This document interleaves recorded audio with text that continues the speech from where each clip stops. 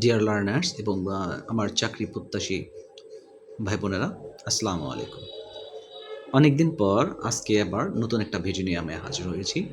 আমি চেষ্টা করব যে আপনাদের প্রাথমিক বিদ্যালয়ের জবের যে টাইপের অঙ্কগুলো আসে সেগুলো ধারাবাহিকভাবে দেওয়ার এবং তারই প্রচেষ্টার প্রাথমিক পদক্ষেপ হিসাবে আমি শতকরা দিয়ে শুরু করছি।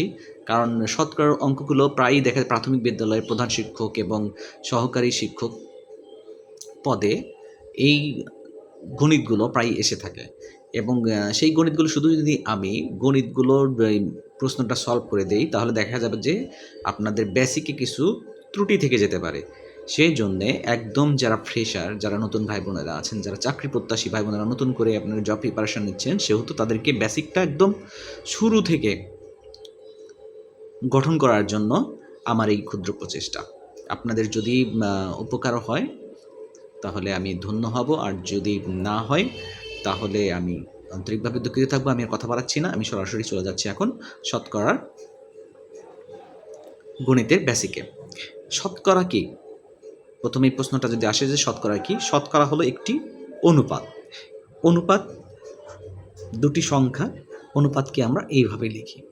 এখন এইটাকে যদি আমরা শতকরা বলতে চাই তাহলে এর প্রাথমিক শর্ত যেটা ফিল আপ করতে হবে যে এই অনুপাতের হর অবশ্যই আমাকে 100 হইতে হবে।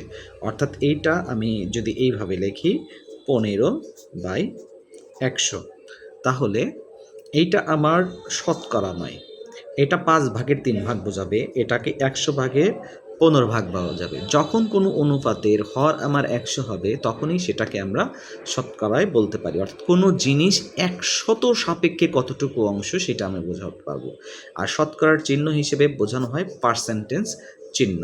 অর্থাৎ আমরা বিভিন্ন পরীক্ষায় কিন্তু আমরা মার্ক পেয়ে থাকি, আমাদের পূর্ণমান থাকে 100, কোথাও থাকে আমাদের 50, কোথাও থাকে আমাদের 25। তাহলে অনেক সময় আমরা 100-র মধ্যে কেউ 90 পাই। তাহলে 100-র সাপেক্ষে সে কত পেয়েছে? 90। তাহলে তার শতকরা নম্বর পেয়েছে হলো 90। তাহলে এই 100 হরটা উঠে গেলে সেটা চলে আসবে পার্সেন্টেজ, তার মানে সে পেয়েছে 90%। অপরদিকে দেখেন 50-এর মধ্যে সে যদি পেয়ে থাকে মনে করেন যে 45%। এখন 50-এ পেয়েছে 45। এখন আমাকে এটাকে যদি আমি শতকরায় কনভার্ট করতে চাই তাহলে আমাকে 50-এর হরটাকে 100-তে কনভার্ট করতে হবে। তাহলে 50-কে যদি আমি হর 100 বানাতে চাই তাহলে কি আমাকে 2 দিয়ে গুণ করতে হবে। তাহলে 2 দিয়ে যদি আমি একে গুণ করি তাহলে উপরেও যা দিয়ে গুণ করব নিচকেও আমাকে তার লবকে তার দিয়ে গুণ করতে হবে। হর এবং লবকে যদি আমি একই সংখ্যা দ্বারা গুণ করি তাহলে আমার ওই অনুপাতের মানের কোনো পরিবর্তন হবে না। তাহলে 50 দুগুণে 100 আর 45 দুগুণে 90, তার মানে 50-এর মধ্যে 45 পাওয়া যা, 100-র মধ্যে 90 পাওয়া তা। অর্থাৎ এটাও আমার দাঁড়ালো কত পার্সেন্ট? 90%। এখন এটা ধরলাম 25-এর মধ্যে হয়তো কেউ পেয়েছে 24। তাহলে এটাকে যদি আমি শতকরায় কনভার্ট করতে চাই তাহলে আমার হরটাকে কী করতে হবে? অবশ্যই আমাকে 100-তে কনভার্ট করতে হবে। তাহলে 25 সমান 25-কে আমি যদি 4 দিয়ে গুণ করি, 4 25 সঙ্গে 100, তাহলে একে আমি 4 দিয়ে গুণ করলাম, উপরের লবটাকে আমি 4 দিয়ে গুণ করি, 4 4 16 6, 4 দুগুণে 8 একে 9 96, 4 25 100। তার মানে এটা দাঁড়ালো 96%। অর্থাৎ আমি তাহলে কনক্লুশনটা নিই যে শতকরা হলো এমন একটি অনুপাত যার হর হলো 100। সেই 100 তুলে দিলে আমি শতকরার চিহ্নটা ব্যবহার করতে পারি। অর্থাৎ কোনো জিনিস 100 সাপেক্ষে কতটুকু অংশ, কতটুকু পরিমাণ সেটা প্রকাশ করা হয় শতকরার সাপেক্ষে। এইবার আমরা একটা গণিত করার চেষ্টা করি। দেখেন 6:15কে শতকরায় প্রকাশ করো। এটা আমরা দুইভাবে চেষ্টা করব।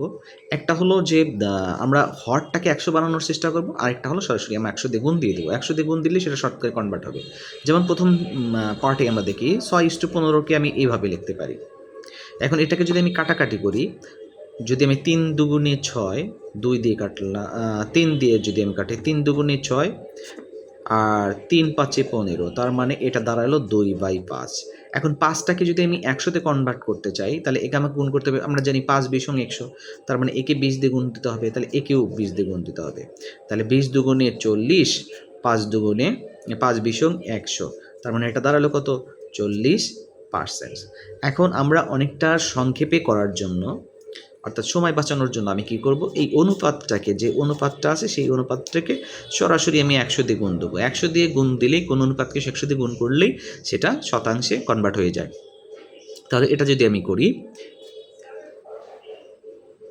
3 দুগুণে 6, 3 পাঁচে 15, 5 দিয়ে এবার 100কে কাটি, 5 20 100, তাহলে 20 আর 2 গুণ করলে 20 দুগুণে 40। তাহলে আমরা যেটা আমাদের কাছে সহজ লাগে আমরা সেটাতেই আমরা করতে পারবো। এখন এইবার আপনাদের পালা। 3/5 কি শতকরায় প্রকাশ, তাহলে 3/5 কি যদি শতকরায় প্রকাশ করতে চান, সরাসরি আমি কি করব, ভেজাল না নিয়ে 100 দিয়ে গুণ দিই।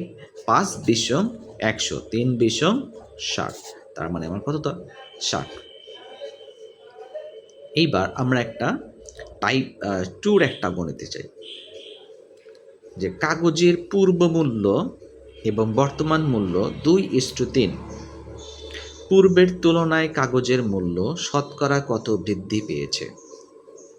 আমাদের কিন্তু দাম বাড়ে কমে সেটা আমরা বিবেচনা করি কোনটার সাপেক্ষে, আমরা সবসময় কিন্তু হলো পূর্ব মূল্য সাপেক্ষে। তার মানে আমি যদি বর্তমান মূল্যটা যদি না জানি, তাহলে কত বৃদ্ধি পায় বা কত কম হয় সেটা কিন্তু আমরা কখনোই বের করতে পারবো না। তাহলে পূর্ব মূল্য সাপেক্ষে কিন্তু কোনো জিনিস বাড়ে, আবার কোনো জিনিস কমে। যে এখন দেখা যাক যে পূর্ব মূল্য ছিল আমার কত টাকা, 2 টাকা, হয়তো আমি ধরে নিলাম এটা টাকা, সেখানে পরে আমার কত হয়েছে, 3 টাকা।